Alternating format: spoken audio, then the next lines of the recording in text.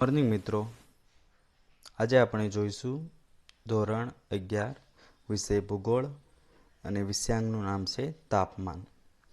તાપમાનમાં આપણે જોઈશું કે તાપમાન એટલે શું અને તાપમાનને અસર કરતા અલગ અલગ પરિબળો. સૌથી પહેલાં આપણે સ્ક્રીનમાં જોઈ રહ્યા છીએ તાપમાન છે એને તાપમાન માટેનું એકમ. આ દરેક વસ્તુ આપણા અભ્યાસક્રમમાં પૂછાઈ શકે એમ છે. તો સૌથી પહેલાં આપણે જોઈશું તાપમાન એટલે શું. તો તાપમાનની બહુ સીધી અને સરળ વ્યાખ્યા છે કે હવાની કે વાતાવરણની ગરમીને સપાટીને આપણે તાપમાન કહીએ છીએ. કે તાપમાન આપણે મોટાભાગે કહીએ છીએ કે હવાની અને વાતાવરણની આ જે હવા અને વાતાવરણમાં જે ગરમી રહેલી છે, જે ઉષ્મા રહેલી છે, જેને આપણે શું કહીએ છીએ? તાપમાન કહીએ છીએ. અને જે તાપમાન છે એને માપવા માટેનો એકમ છે સેલ્સિયસ અને ફેરનહીટ.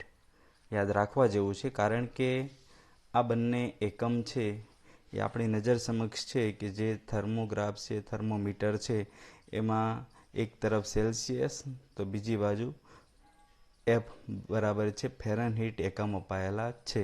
મતલબ કે આપણે જે વાતાવરણની ગરમી છે એને આ બંને એકમમાં માપી શકીએ છીએ.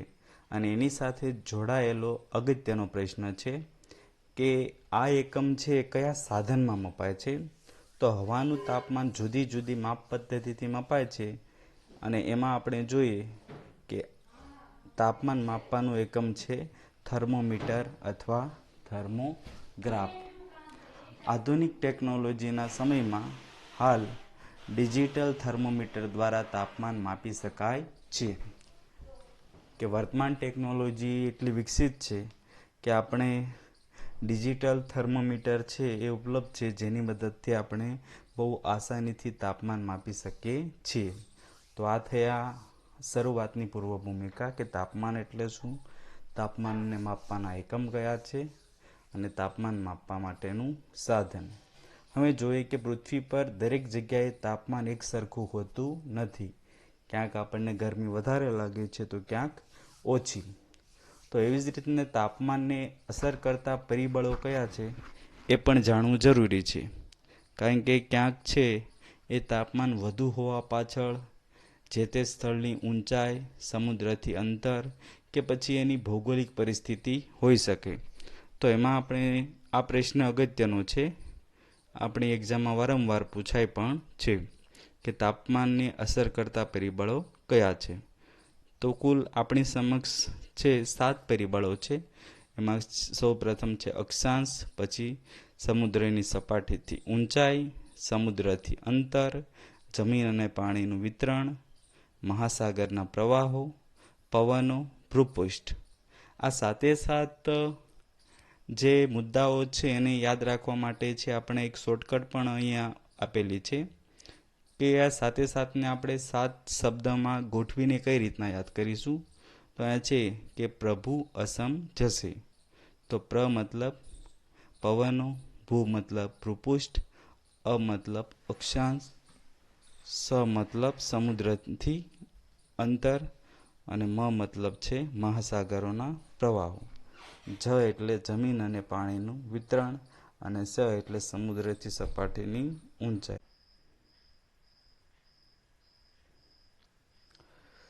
સૌથી પહેલું પરિબળ આપણે જોઈશું અક્ષાંશ. કે વિષુવવૃત્ત પર 12 માસ સૂર્યના કિરણો લંબ પડે છે, તેથી ત્યાં 12 માસ તાપમાન ઊંચું રહે છે. કે સ્વાભાવિક છે, આપણે આકૃતિમાં જોઈ રહ્યા છીએ કે વિષુવવૃત્ત છે ત્યાં સૂર્યના કિરણો છે 12 માસ લંબ એટલે કે લાંબા સમય સુધી અને સીધા પડે છે. તેથી સ્વાભાવિક છે કે સૂર્યની સામે વધારે સમય રહેવાથી ત્યાં આપણે જોઈએ કે તાપમાન કેવું પડે છે? વધારે. આ ઉપરાંત જોઈએ જસ્ટ એનાથી વિરોધમાં કે જ્યાં સૂર્યના કિરણો ત્રાંસા પડે છે એવા ધ્રુવો, ઉત્તર ધ્રુવ અને આ દક્ષિણ ધ્રુવ. કે ધ્રુવો પર સૂર્યના કિરણો ત્રાંસા પડે છે તથા વાતાવરણમાં ઘણા વિસ્તારમાંથી કિરણો પસાર થાય છે અને એના કારણે ધ્રુવો પર ગરમી ઓછી પડે છે, એટલે કે તાપમાન કેવું હોય છે? ઓછું. કારણ કે ધ્રુવો પર સૂર્યના સૌથી પહેલાં તો કિરણો પણ ત્રાંસા પડે છે અને બીજું કે ત્રાંસા પડવાને કારણે વધારે વિસ્તારમાંથી કિરણોએ પસાર થવું પડે છે, એટલે વધારે વિસ્તારમાંથી પસાર થાય છે એટલે એને કારણે ગરમી છે વહેંચાઈ જવાને કારણે શું થાય છે, ઓછી લાગુ પડે છે. આ ઉપરાંત એક ખૂબ જ અગત્યની બાબત લઈ શકાય કે આમ તો 12 માસ વિષુવવૃત્ત છે સૂર્યની સામે હોય છે, પરંતુ જૂન માસમાં કર્કવૃત્ત પર, ઉત્તર ગોળાર્ધમાં આવેલું કર્કવૃત્ત, અને ડિસેમ્બર માસમાં મકરવૃત્ત જે દક્ષિણ ગોળાર્ધમાં છે, બંને 23.5 ઉત્તર તેમજ દક્ષિણ અક્ષાંશ પર આવેલા છે. ત્યાં આ બંને માસ દરમિયાન છે સૂર્યના કિરણો લંબવત પડે છે, તેથી આ જૂન અને ડિસેમ્બર બંને માસમાં ત્યાં તાપમાન કેવું રહે છે, ઊંચું.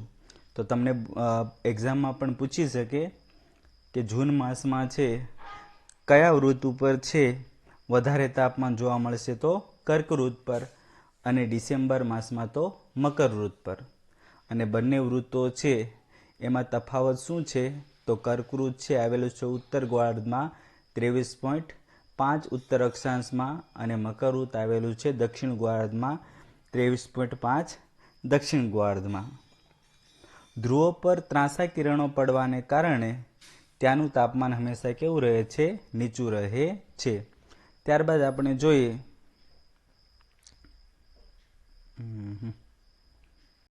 સૌથી પહેલા આપણે તાપમાનને અસર કરતા પરિબળમાં અક્ષાંશ જોયું. ત્યારબાદ જોઈશું સમુદ્રના સપાટીથી ઊંચાઈ, કે સમુદ્રનું લેવલ છે એનાથી કોઈપણ સ્થળ કેટલું ઊંચાઈ પર આવેલું છે એને આધારે છે તેના તાપમાન પર અસર થાય છે.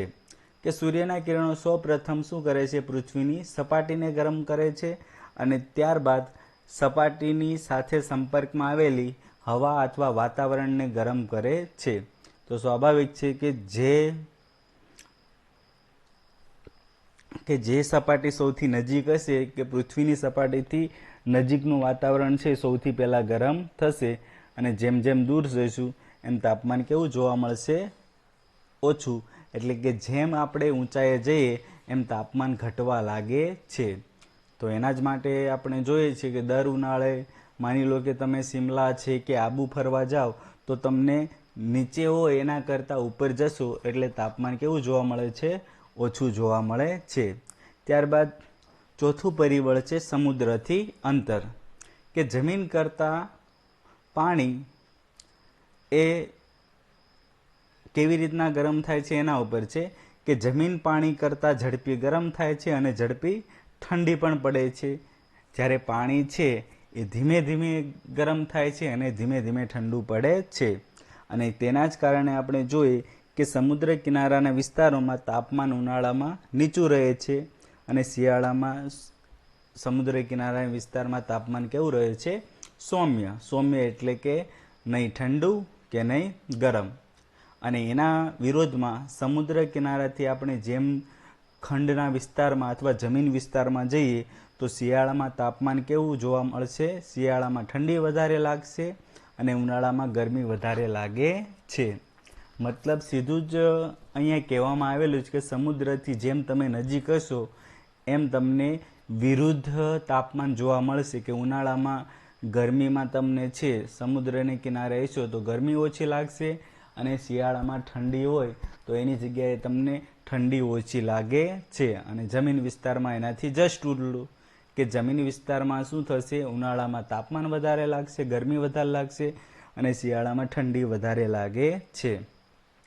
ત્યારબાદ આપણે જોઈએ કે આપણું પાંચમું પરિબળ છે જમીન અને પાણીનું વિતરણ, કે જમીન અને પાણી છે એનું વિતરણ પણ તાપમાન પર અસર કરે છે. સૌથી પહેલાં કે જમીન અને પાણી છે બંને પદાર્થ ભેદ છે. એમાં પાણી છે એ ધીમે ધીમે ગરમ થાય છે અને ધીમે ધીમે ઠંડુ પડે છે, જ્યારે જમીન છે જલ્દી ઠંડી પણ થઈ જાય છે અને જલ્દી ગરમ પણ થાય છે. અને જેના કારણે આપણને શિયાળામાં છે આપણે જમીન વિસ્તારમાં હોય શિયાળામાં વધારે ઠંડી લાગશે અને ઉનાળામાં છે આપણને વધારે ગરમી લાગશે. જ્યારે આપણે સમુદ્ર કિનારે આવીશું તો આનાથી જસ્ટ વિરુદ્ધમાં, કે ઉનાળામાં વધારે ગરમી પણ નહીં લાગે અને શિયાળામાં વધારે ઠંડી પણ લાગવાની નથી. ત્યારબાદ જોઈએ છઠ્ઠું પરિબળ છે મહાસાગરોના પ્રવાહો. આપણે અગાઉમાં પણ યુનિટમાં જોઈ ગયા છીએ કે મહાસાગરના પ્રવાહો બે પ્રકારના હોય છે, ઠંડા અને ગરમ. ખાસ કરીને નીચા અક્ષાંશ પર વહેતા કે નીચા અક્ષાંશ ઉપર જે પ્રવાહો છે નીચા અક્ષાંશો પર આવે છે તેવા ઠંડા પ્રવાહો, એમાં છે લાબ્રાડોર, બેંગવેલા અને કેલિફોર્નિયાનો પ્રવાહ. જે શું કરે છે, આ ઠંડો પ્રવાહ જે કિનારે પણ વહે તો એ કિનારાનું તાપમાન કેવું થાય છે, ઘટે છે. કારણ કે પોતે કેવો છે, ઠંડો. તો ઠંડો પ્રવાહ કિનારાના વિસ્તારમાં તાપમાનમાં શું કરે છે, ઘટાડો કરે છે. આટલું આપણે માઇન્ડમાં રાખવાનું છે કે કોઈ પણ ઠંડો પ્રવાહ મહાસાગરનો હોય એ તાપમાનમાં શું કરે છે, ઘટાડો કરે છે. અને એવી જ રીતના ઊંચા અક્ષાંશો પર જે વહે છે એવા ગરમ પ્રવાહો, કે ગરમ પ્રવાહ હોય એમાં બે ઉદાહરણ છે, ગલ્ફ સ્ટ્રીમ અને ક્યુરોશિયો. કે આ પ્રવાહો એવા છે કે જે ગરમ હોય છે અને આ ગરમ પ્રવાહો છે જે પણ કિનારા ઉપર હોય સમુદ્ર કિનારાના વિસ્તારોમાં, તો આ ગરમ પ્રવાહો છે એ સમુદ્ર કિનારાના વિસ્તારોનું તાપમાનમાં શું કરે છે, વધારો કરે છે. આમાં સીધું જ આપણે લખી શકીએ અથવા જણાવી શકીએ કે ઠંડા પ્રવાહો છે એ તાપમાનમાં ઘટાડો કરે અને ગરમ પ્રવાહો છે એ તાપમાનમાં શું કરે છે, વધારો કરે છે. અને ત્યારબાદ છઠ્ઠું પરિબળ છે પવનો. કે પવનો ક્યાંથી આવે છે ને એના ઉપર ડિપેન્ડ છે. કે રણ પ્રદેશ પરથી આવતા અથવા વાતા પવનો છે કેવા હોય છે, ગરમ અને સૂકા. અને આ પવનો જે વિસ્તાર તરફ જાય તેના તાપમાનમાં શું થશે, વધારો. અને એના જસ્ટ વિરુદ્ધમાં કે ધ્રુવો પરથી વાતા ઠંડા પવનો જે વિસ્તારમાં જશે ત્યાં તાપમાનમાં શું થશે, ઘટાડો. સીધું જ છે કે ભાઈ ઠંડા પવનો છે એ તાપમાનમાં શું કરશે, ઘટાડો, અને ગરમ પ્રવાહો છે તાપમાનમાં શું કરશે, વધારો કરે છે. અને સીધું જ છે કે રણ વિસ્તારમાંથી વાતા પવનો છે ગરમ અને સૂકા હોય, અને એ ગરમ પ્રવાહ છે આપણી તરફ વાય તો આપણા વિસ્તારમાં તાપમાનમાં શું કરશે, વધારો કરે છે. આ ઉપરાંત કેટલાક સ્થાનિક પવનો છે. આ સ્થાનિક પવનો છે એને સ્થાનિક પવન એટલા માટે કહે છે કારણ કે એ અમુક વિસ્તાર પૂરતા મર્યાદિત હોય છે, સમગ્ર વિશ્વમાં લાગુ પડતા નથી. એમાં છે દરિયાઈ પવનો, જેને દરિયાઈ લહેર પણ કહે છે, જમીન લહેર, લૂ અને નોર્વેસ્ટર. આ મોટાભાગના પવનો છે એની પ્રકૃતિ પ્રમાણે, એટલે કે જે ઠંડા પવનો હોય તો એ તાપમાનમાં શું કરશે, ઘટાડો, અને લૂ જેવા ગરમ પ્રવાહો હશે અથવા ગરમ પવનો હશે એ તાપમાનમાં શું કરે છે, વધારો. આપણે દર ઉનાળે જોઈએ છીએ કે ગરમ લૂ વાય છે આપણા આજુબાજુના વિસ્તારમાં તાપમાનમાં શું કરે છે, વધારો કરે છે. નંબર 7, ભૂપૃષ્ઠ. કે તાપમાનની અસર છે એ ભૂપૃષ્ઠને પણ આભારી હોય છે. ખાસ કરીને ખુલ્લા ખડકો અથવા રણ પ્રદેશના વિસ્તારનું તાપમાન કેવું રહે છે, ઊંચું. અને એની જગ્યાએ હિમાચ્છાદિત પ્રદેશો અને જંગલોના પ્રદેશોનું તાપમાન કેવું રહે છે, નીચું. હવે આવું થવાનું મુખ્ય કારણ સમજી લો કે કોઈ ખુલ્લા પથ્થર છે, ખડકો છે, કે ખુલ્લી જમીન વિસ્તાર છે, રણ છે, તો ત્યાં સૂર્યના સીધા કિરણો પડે છે. એના કારણે શું થાય છે, તાપમાન ત્યાં વધારે જોવા મળે છે. એની જગ્યાએ હિમાચ્છાદિત પ્રદેશોમાં તાપમાન ઓછું કેમ છે, કારણ કે બરફ છે એ પરાવર્તન કરે છે, કોનું, સૂર્યના કિરણોનું. અને આ પરાવર્તનને કારણે ત્યાં તાપમાન કેવું રહે છે, નીચું. અને બીજું કે મોટાભાગે હિમાચ્છાદિત પ્રદેશો હશે એ કાં તો સમુદ્ર સપાટીથી ઉપર હશે એટલે પણ તાપમાન નીચું હશે, અને અથવા તો ધ્રુવો પર હશે તો ધ્રુવો પર પણ તાપમાન કેવું રહે છે, નીચું.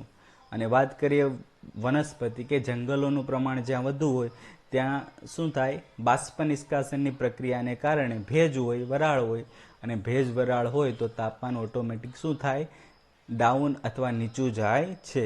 તો આવી રીતના હિમાચ્છાદિત પ્રદેશો અને જંગલોનું તાપમાન નીચું રહે છે અને રણ વિસ્તાર અને ખુલ્લા વિસ્તારોનું તાપમાન ઊંચું રહે છે. હવે આ ટોપિકના અંતમાં આપણે સામે એક પ્રશ્ન છે, જો તમને આવે તો તમે છે તે તમારા કોમેન્ટ બોક્સમાં લખી શકો છો અથવા તો મારો જવાબ છે એ અમને જણાવી શકો છો.